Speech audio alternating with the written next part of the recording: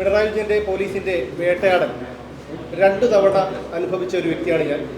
19 ദിവസം ഒരു കേസുമായി ബന്ധപ്പെട്ട് ജയിലിൽ കിടന്നു. എൻ്റെ കാറിനകത്ത് ശ്രീ ഷാജൻ സാർ ഉണ്ട് എന്നുള്ള ധാരണയിലാണ് അന്നത്തെ മെഡിക്കൽ കോളേജ് CA ആയിരുന്ന ഹരിലാൽ. അയാൾക്ക് അതിനുശേഷം ഒരു വിശിഷ്ട സേവനത്തിനുള്ള കേന്ദ്ര ആഭ്യന്തരമന്ത്രിയുടെ പുരസ്കാരമൊക്കെ കിട്ടി. ഹരിലാൽ 120 കിലോമീറ്ററോളം എൻ്റെ കാറിനെ പിന്തുടർന്ന് വന്ന് ഹരിപ്പാട് വെച്ച് എന്നെ രാത്രിയോടുകൂടി അറസ്റ്റ് ചെയ്യുന്നത്. അതിനുശേഷം പിറ്റേന്ന് വെളുപ്പാങ്കാലമായപ്പോൾ എറണാകുളം സെൻട്രൽ പോലീസ് സ്റ്റേഷനിലേക്ക് എത്തിച്ചു.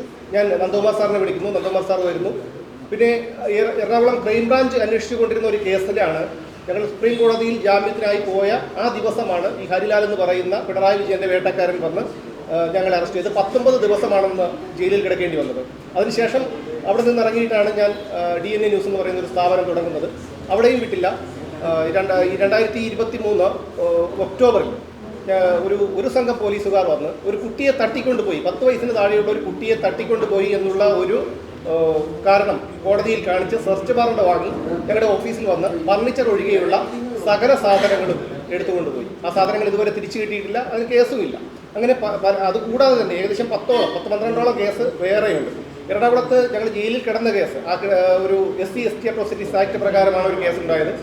ആ കേസിൽ 19 ദിവസം ജയിലിൽ കിടന്നു. ഇപ്പോഴും കേസ് പറയുകയാണ് അതുമായി ബന്ധപ്പെട്ട്. സത്യം പറഞ്ഞു കഴിഞ്ഞാൽ ഇപ്പോഴും ഓഫീസിലിരിക്കുമ്പോൾ പേടിയാണ്, ഏത് കേസിന് എപ്പോഴാണ് പോലീസ് വരുന്നത് എന്നറിയില്ല.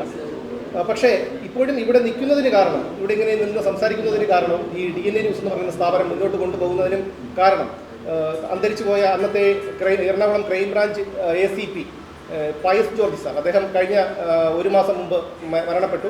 രണ്ടാമത് S ശശിധരൻ, അദ്ദേഹം എറണാകുളം ക്രൈംബ്രാഞ്ച് DCP ആയിരുന്നു. ഇപ്പോൾ ശബരിമല സ്വർണ്ണക്കൊള്ളക്കേസുമായി ബന്ധപ്പെട്ട അന്വേഷണ സംഘത്തിലുണ്ട് അദ്ദേഹം. ഇവർ 2 പേരും കാരണമാണ് ഇന്ന് ജീവനോടുകൂടി ഇരിക്കുന്നത്, അല്ലെങ്കിൽ ഈ സ്ഥാപനം തുടങ്ങാൻ എനിക്ക് സാധിച്ചത്. അതോടൊപ്പം തന്നെ ഈ റെയ്ഡ് നടന്ന സമയത്തും ഷാജൻ സാറ് സാമ്പത്തികമായി സഹായിച്ചു. ഷാജൻ സാർ ഉപദേശങ്ങൾ തന്നു. അതുപോലെ സാവുചേട്ടൻ, ഡിഫറൻറ്റ് ആംഗിളിലെ സാവുചേട്ടൻ, എനിക്ക് ഒരു റെയ്ഡ് നടത്തി സാധനങ്ങളെല്ലാം കൊണ്ടുപോയ സമയത്ത് അദ്ദേഹം എനിക്ക് പരിചയമൊന്നുമില്ല, ഞാൻ ആദ്യമായിട്ട് കാണുകയാണ്. അദ്ദേഹം അവിടെ നിന്ന് എനിക്ക് വീഡിയോ ചെയ്ത് അയച്ചു തന്നു. നന്ദകുമാർ സാർ, അങ്ങനെ ഒരുപാട് പേര് സഹായിച്ചു.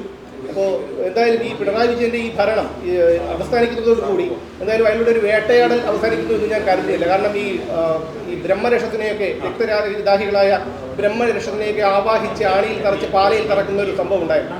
ആ ആണിയിൽ തറയ്ക്കുന്ന ഈ ബ്രഹ്മരക്ഷത്തിനെ ഊരിയെടുക്കുന്ന ആ ഒരു ബ്രഹ്മരക്ഷ വീണ്ടും പ്രതികാരദാഹിയായിരിക്കും. അതുപോലെയായിരിക്കും അധികാരമില്ലാത്ത പിണറായി വിജയൻ. എന്തായാലും നമുക്ക് ഒരുമിച്ച് നിന്ന് ഈ ഒരു നശിച്ച ഭരണത്തെ നിർമ്മാർജ്ജനം ചെയ്യാനായി പോരാടാം.